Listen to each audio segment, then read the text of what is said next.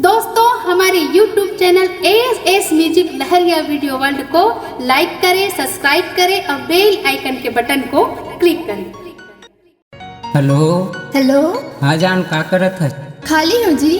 तो मिले बराना। कहाँ हो बताना।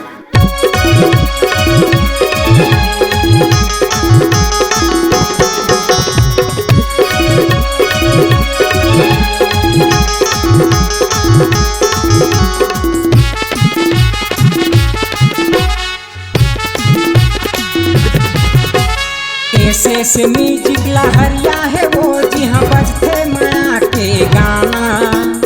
एस म्यूजिक लहरिया में वो जी हाँ बजते माया के गाना। मिले है मौका तोला वो रानी, अब लग रहा सिंघन पुरियाना।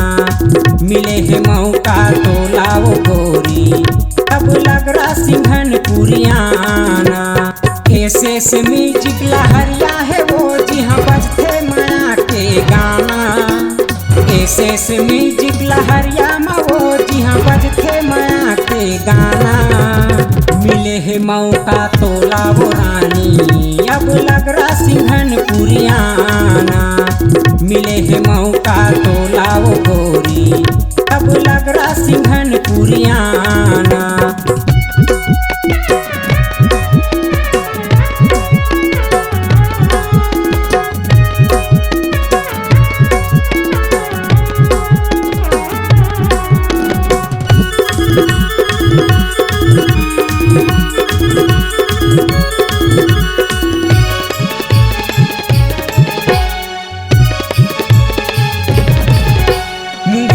ले आबे सीधा से दंगा, बीच में पड़ी भाटा फुरका। मुंगेली ले आबे सीधा से दंगा, बीच में पड़ी भाटा फुरका। आगर नदीला पार करबे आही जाने मोर सुरता।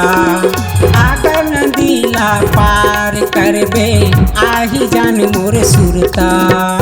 एस म्यूजिक लहरिया है वो जी हाँ बजते माया के गाना। एस म्यूजिक लहरिया में वो जी हाँ बजते माया के गाना। मिले है मौका तोला वो रानी, अब लग रहा सिंघन पुरियाना। मिले है मौका तोला वो गोरी, अब लग रहा सिंघन पुरियाना।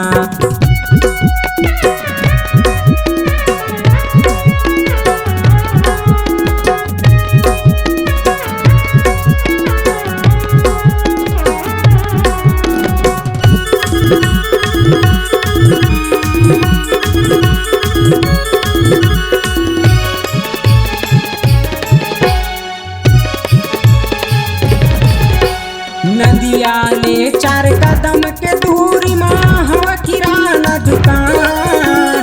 नदिया ले 4 कदम के दूरी माँ हवा किराना दुकान। विजय लहरिया के नाम गोरी, पूछ ले बे वो मोरे जान।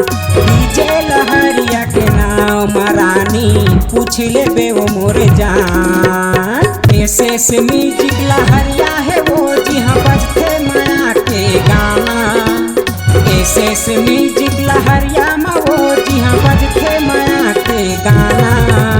मिले है मौका तोला वो रानी, अब लग रहा सिंघन पुरियाना। मिले है मौका तोला वो गोरी, अब लग रहा सिंघन पुरियाना।